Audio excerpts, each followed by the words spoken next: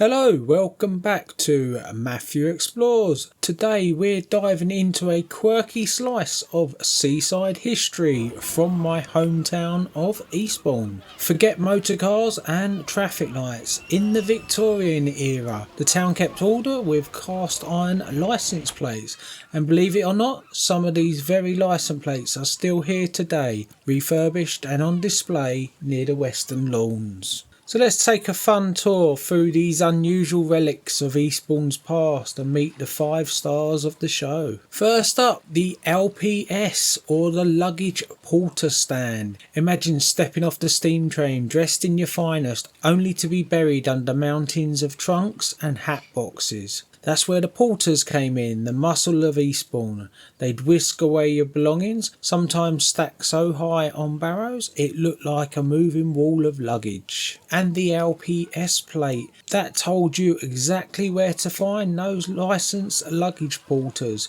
The ones you could trust with your prized possessions and hopefully your fragile tea set. Next up is BCS, or the Bath Chair Stand. Next to the BCS, or bath chair stand. Now these weren't baths and they weren't really chairs in the normal sense either. Picture a wheelchair crossed with a mini carriage.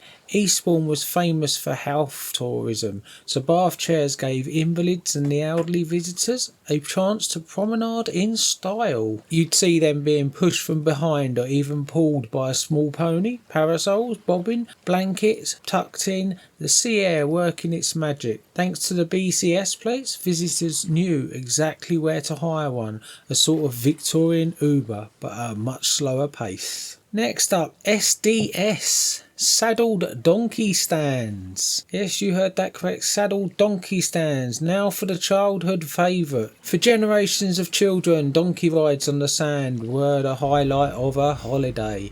Just a few pennies bought you the thrill of clopping proudly along the beach, reins in hand, guided by a donkey boy or girl. And the plates weren't just for show, they kept things fair. Only licensed donkeys were allowed to work, meaning no overcrowding, no overcharging, no sneaky queue jumpers. Even the donkeys got a fair deal. Next up, the HCS, Hackney Carriage Stand. Of course, if you wanted to travel properly, you'd head for HCS, or Hackney Carriage Stand. These were the taxi ranks of Victorian Eastbourne. Rows of elegant horse-drawn carriages lined up outside the railway stations or theatres, ready to whisk visitors off to hotels and beauty spots. The HCS plate made sure the ranks were orderly, the drivers were licensed, and the town avoided chaos of everyone jostling for passengers. In short, Victorian Eastbourne had Uber rules before Uber was even a word. And now for the showstopper, GCS, the Goat Chaise Stand. Yep, GCS, the Goat Chaise Stands. Yes, you heard that right. Goat-drawn carriages. Picture a little two-wheeled cart, a child perched inside, and a goat trotting merrily along the promenade. It sounds bonkers today, but it was a real Victorian novelty. The Goat Chaise plate, or GCS plate, made sure that goat-powered transport was kept in line, with official stands so families knew where they could find them. Honestly, who wouldn't want a seaside spin in a goat buggy? So there you have it, 5 licence plates that tell you the story of Eastbourne's busy, bustling, surprisingly well organised resort life. Next time you're walking by the Western Lawns, look out for those cast iron survivors.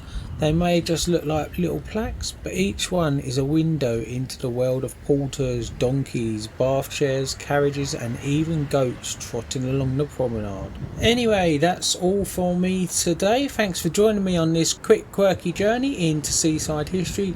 Don't forget to like, subscribe. Join me next time on Matthew Explores when we'll have something new. Till next time then, bye for now.